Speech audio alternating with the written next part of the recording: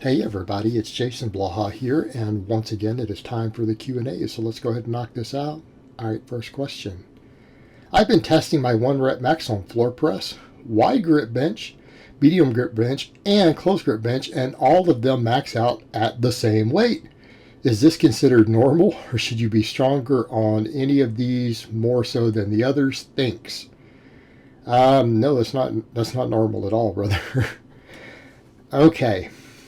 On comparing these, the floor press, unless you are very skinny and the floor press is a greatly reduced range of motion, you should be a lot stronger on whatever your strongest version of the bench press is. Okay, I'm gonna say this very nicely. You don't know how to bench press because the floor press removes your leg drive, and it also removes a lot of your ability to use your lats to get the weight started. Okay, so what I'm saying here is that you should be off of whichever your bench you're the best at, you should be a lot faster off the chest. In other words, the floor press makes you use most of your chest up trying to get the weight started. Okay, you lose the stretch reflex of the eccentric coming down. You lose the leg drive. Okay, you lose the leg drive. Use a lot of ability to use your lats. You have to basically use your pecs to get it started. Now you get some eccentric loading on it, so it's not as hard as a pin press, but it shouldn't be equal to your others. The only exception is going to be if you're a guy who's very thin still and the bar stops 6 inches above your chest. Okay, that's fine. But if the bar's only a few inches above your chest, like 3 inches, and they're close, then there's a problem with your benching. Like if they're the same particularly, and a lot of times it'll be 10 pounds difference or whatever, and that's fine. But if they're basically the same, it's not good. Meaning you need to learn how to bench.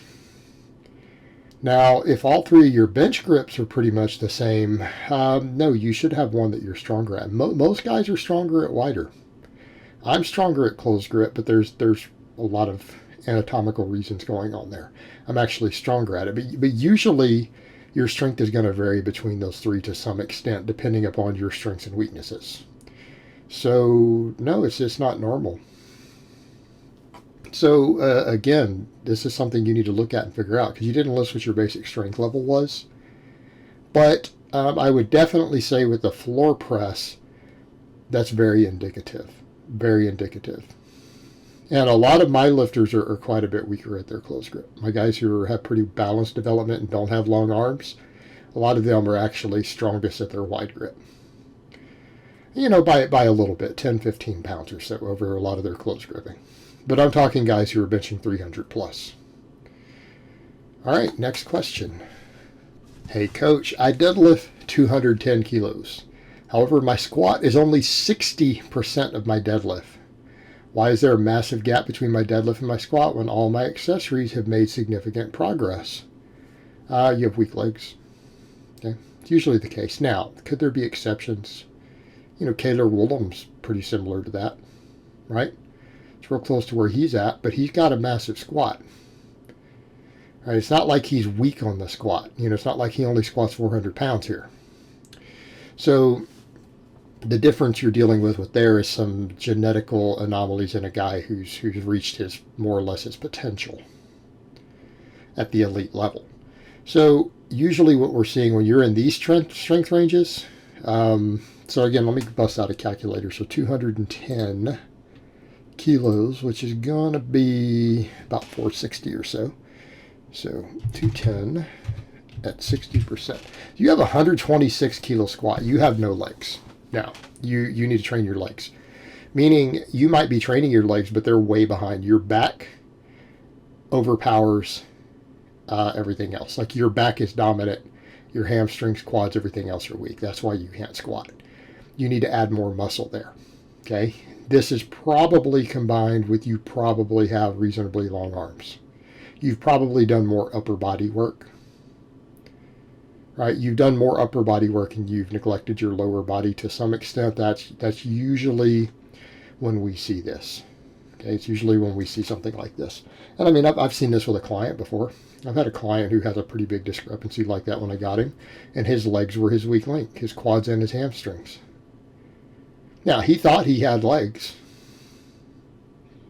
right? But he didn't. He had a little bit of quad, and he had very weak hamstrings, very tight hamstrings on top of that. Again, relative to where he was at.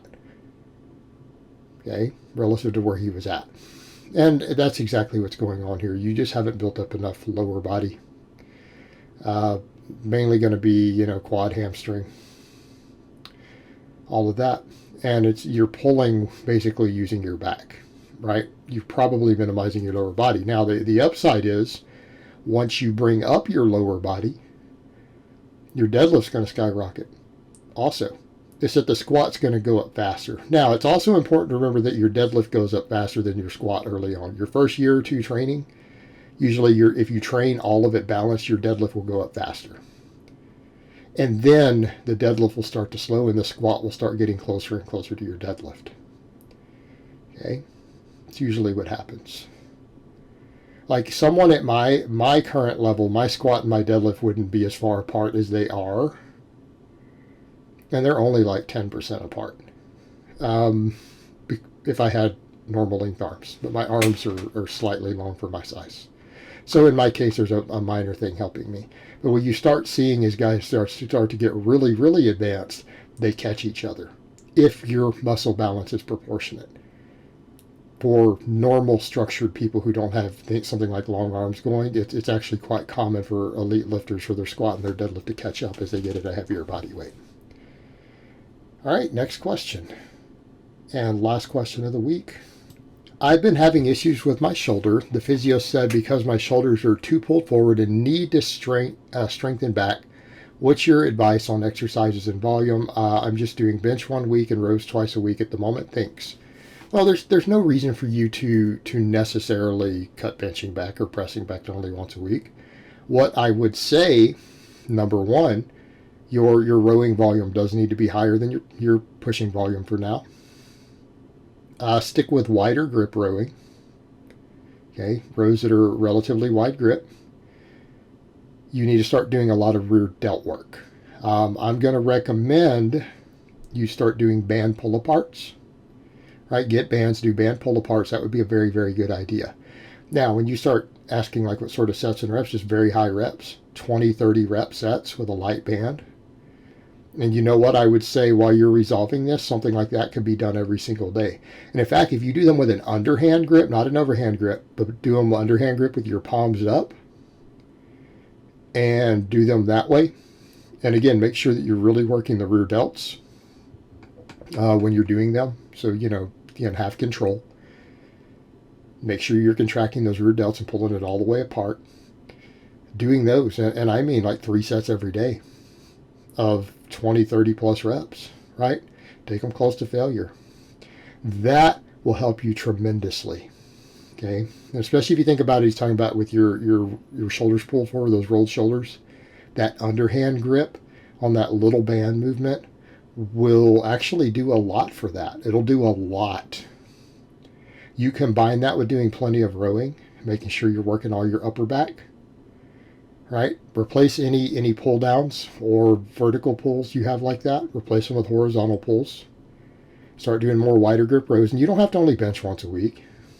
You can still press twice a week, but you just need to make sure that your rowing volume and stuff is high, right? You make sure your rowing volume is high. Make sure you're doing more of it than you're doing of benching. Throw in that rear delt work and you'll be good to go. And these are really common problems. And this is one of the things that I was saying before is one thing I've come to realize later in life. I didn't even realize earlier on because I did tons of rowing before, but then I went over to where I did more pull-ups and stuff. And, if you do nothing but pull-ups and benching and pressing, and you're not doing a lot of rowing and really building the upper back, because pull-ups don't do that well, it's actually, this is a fairly common imbalance, right? It's a fairly common imbalance. You need to make sure that you're doing tons of horizontal pulling. Especially if you're going to do chin-ups and pull-ups regularly. You're going to need to make sure that your rowing volume, in my opinion, exceeds it. and you're going to need to make sure you're working those rear delts and everything. It would just be a real good idea in general, right? And again, these sort of problems develop from these imbalances. Even for people who think they're training their back, like, well, I mean, I do pull-ups and chin-ups, and it's like, well, it doesn't work the upper back the same, which is going to include the rear delts and everything. It just doesn't hit them that hard. And so it's very easy to develop these imbalances. All right, guys, well, that's really all I have to say on that today. I hope it's been informative, and I will talk to you guys next time.